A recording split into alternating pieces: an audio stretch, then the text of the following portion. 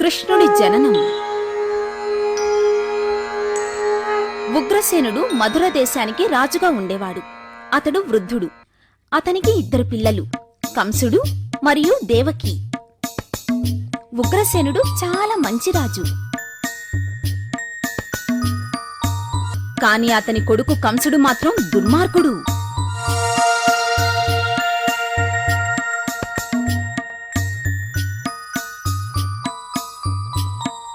దేవకి పెళ్ళిడుకొచ్చింది. గుణవంతుడు మంచివాడైన వసుదేవుడికిచ్చి పెళ్లి చేయాలనుకున్నారు ఉగ్రసేనుడు. కంసుడు దేవకికి అన్నగారవడం చేత దేవకి పెళ్లి రోజున పెళ్లి కొడుక్కి రథసారథిగా ఉన్నాడు. పెళ్లి తరువాత పెళ్లి మండపం నుంచి బయలుదేరిన దేవకి వసుదేవుల రథాన్ని కంసుడు నడుపుతుండగా అతడికి ఆకాశం నుంచి ఒక గొంతు వినిపించింది.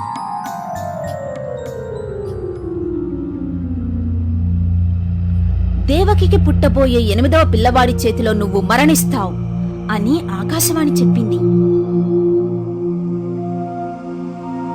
కంసుడు మూర్ఖుడు. ఆకాశవాణి మాటలు విన్న కంసుడు వెంటనే దేవకిని చంపడానికి సిద్ధపడ్డాడు.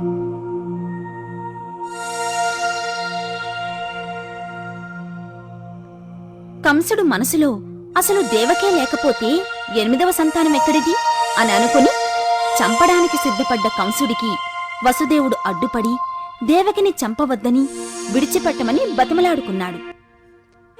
వారిరువురికి పుట్టబోయే ప్రతి పిల్లవాణ్ణి కంసుడికి అప్పగిస్తానని ప్రమాణం చేశాడు. కంసుడి మాటలు విని కంసుడు దేవకిని చంపనని చెప్పాడు. కంసుడు తన చెల్లెలైన దేవకిని చంపడం ఇష్టం లేక వసుదేవుడి మాటలు విని దేవకిని చంపకుండా తన ఇంట్లోనే బంధించి పెట్టుకున్నాడు.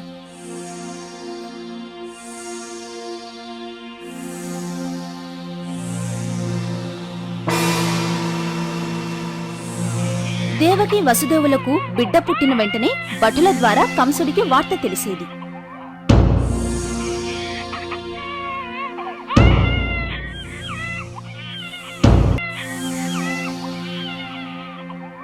అప్పుడు వెంటనే కంసుడు వచ్చి పుట్టిన బిడ్డను చంపేసేవాడు.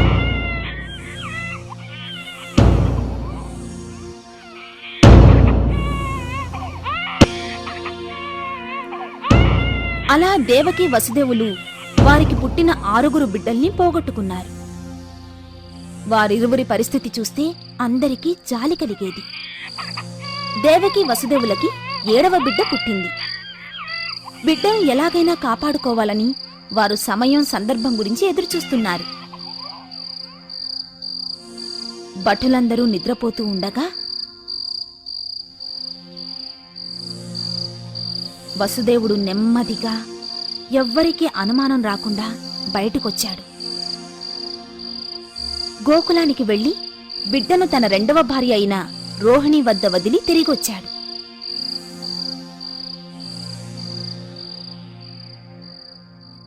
తెల్లవారగానే బిడ్డ పుట్టిన విషయం భటులు కంసుడికి చెప్పారు. ఆ విషయం విన్న కంసుడు చాలా సంతోషించాడు. తర్వాత పుట్టబోయేవాడే కంసుణ్ణి చంపుతాడని తెలిసి అతను అవకాశం కోసం ఎదురుచూడక వెంటనే దేవకి వసుదేవులను కారాగారంలో బంధించాడు.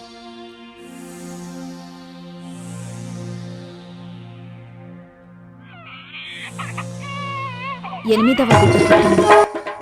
అది శ్రావణ మాసం 8వ రాత్రి. బయట బాగా పెద్ద వర్షం పడుతోంది. అదంతా చూస్తుంటే దేవతలంతా ఆ 8వ బిడ్డని భూమి మీదకి ఆహ్వానించడానికి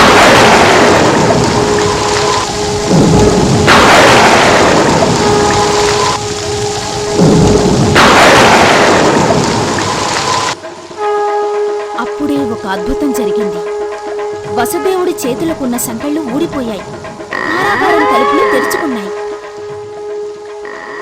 అక్కడ ఉన్న భటులు అందరూ మంచి నిద్రలో ఉండడం చూశాడు వసుదేవుడు.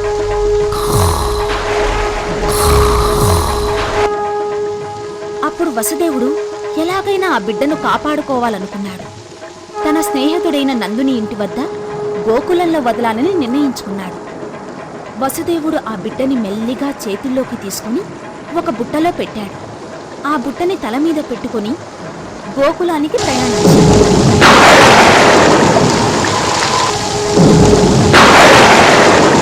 కానీ అతనికి గోకులానికి చేరుకోవడం చాలా కష్టం అనిపించింది. గోకులం యమున నది అవతల ఒడ్డున ఉంది. బాగా పెద్ద వర్షం పడ్డంతో యమునా నది ఉప్పొంగిపోతుంది. అది చూసిన వసుదేవుడు నిరాశ చెందాడు. ఆ నదిని ఎలా దాటాలి అని ఆలోచించాడు. అతడు భగవంతుణ్ణి ప్రార్థించి ఏదైనా ఒక వింత జరిగేలా చేయమన్నాడు. అప్పుడు ఒక అద్భుతం జరిగింది. యమునా నదిలో నీళ్లన్నీ ఒక పక్కకి జరిగి వసుదేవుడు దారి వచ్చింది. వసుదేవుడు సులువుగా సురక్షితంగా గోకులానికి చేరుకున్నాడు.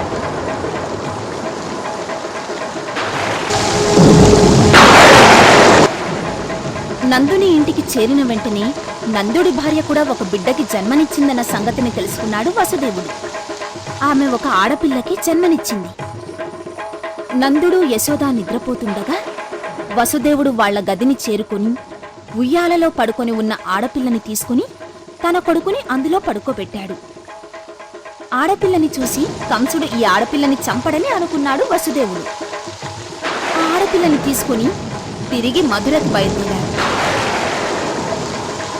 వసుదేవుడు కారాగారం చేరిన వెంటనే తలుపులు మూసుకున్నాయి.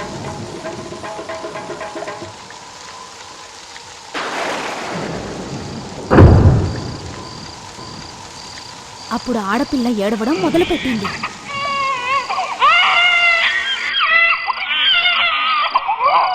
దాంతో భటులందరూ నిద్రలేచారు. వెంటనే 8వ బిడ్డ జననం గురించి చెప్పడానికి కంసుడి దగ్గరికి బయలుదేరారు. ఆ వార్త విన్న వెంటనే కంసుడు హుటాహుటిగా కారాగారం వద్దకొచ్చాడు. ఆ పసిపిల్లని పట్టుకుని నేలకేసి కొట్టబోతుండగా వసుదేవుడు ఆ పిల్లని చంపవద్దని బతిమలాడుకున్నాడు. ఎన్నో విధాలుగా నచ్చి చెప్పడానికి ప్రయత్నించాడు. ఆడపిల్ల కాబట్టి ఆమె అతనికి ఎటువంటి హాని చేయదని చెప్పాడు. కాని కంసుడు అతని మాటలు వినలేదు. ఆ పిల్లని నేలకేసి కొట్టాడు. పసిపిల్ల నేలకు తగలబోతోందనగా ఆమె ఒక్కసారిగా గాల్లోకి పైకి లేచింది. అప్పుడామె, కంస, నిన్ను చంపబోయేవాడు ఇంకా బతికే ఉన్నాడు, గోకులంలో పెరుగుతున్నాడు అని చెప్పి మాయమైపోయింది. ఇది చూసిన వారందరూ ఆశ్చర్యపోయారు. అనగనగా ఒక పెద్ద రాజ్యం ఉండేది.